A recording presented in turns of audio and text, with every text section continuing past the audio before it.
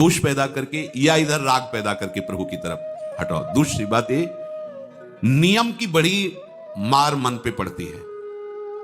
मन को मारने के लिए नियम का बहुत पालन करना जरूरी है।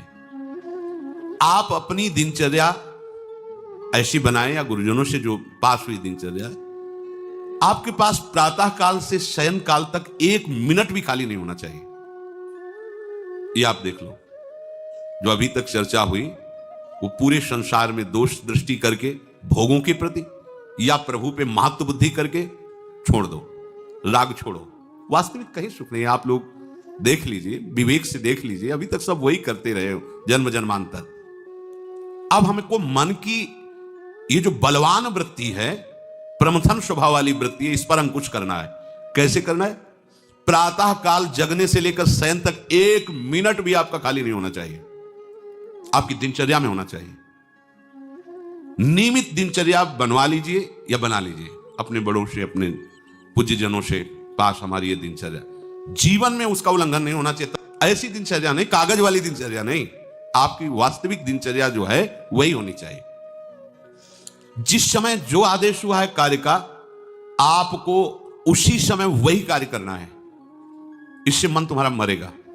मन के अनुसार यहां क्या है कि रोज सुनते, आज नहीं सुनेंगे सत्संग, क्या है सुबह तक रोज वाणी पाठ में जाते, नहीं जाएंगे 6 बजे तक सो रहे हैं, शाम की रात्रि तक, या ये ठीक नहीं।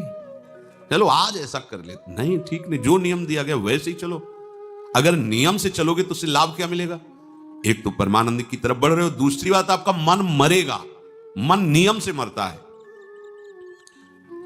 इस मन का स्वभाव बदल जाएगा यदि आप नियमवर्ती बनोगे। नियमानुवर्तिता से मन आपके अधीन होगा। नियम बनाओ आप। नियम अगर आपने नहीं बनाया तो परमार्थ की चढ़ाई पर नहीं चढ़ सकते हो। परमार्थ में आज तक उसी को लाभ मिला है जो नियम से चला है। किसी ने पूछा किसी से कि क्या नियम है आपके, तो उनका हमारे संप्रदाय में तो नियम है ही नहीं। गजब की बात कह दी। यहां का जो नेम है वो प्रेम से शासित है। प्राण चले जाएं पर वो नेम छोड़ सकते हैं?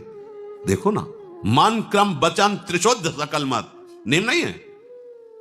जो अब कह रहे हैं उसी के अनुसार जीवन चलाना है। प्रियालाल के सुख का नेम, प्रियालाल के नाम जप का नेम। प्रियालाल हमारे कोई नियम ही नहीं, मतलब खाओ पियो पड़े रहो केवल से। आप समझो, समझ के बोलो, ऐसे किसी को मत बोलो।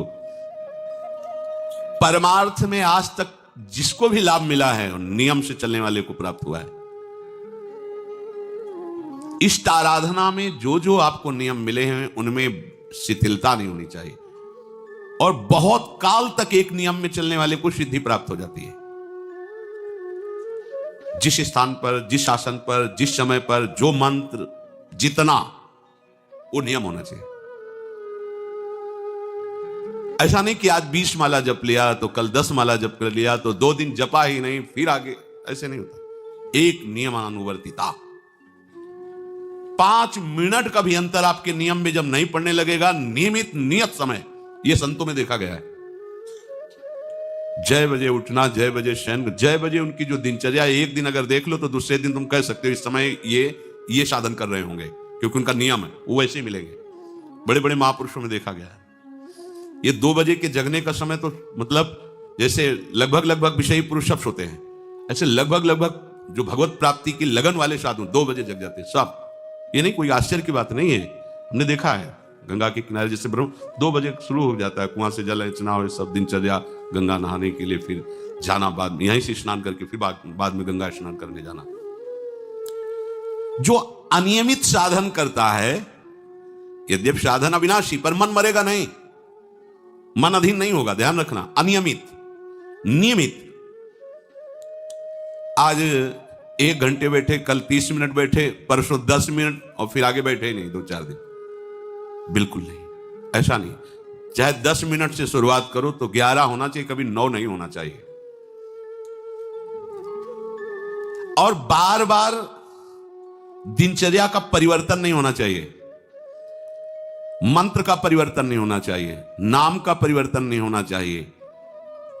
खाने पीने का, शयन का, जगने का बिल्कुल नियत समय होना चाहिए। मन को वश में करने के लिए।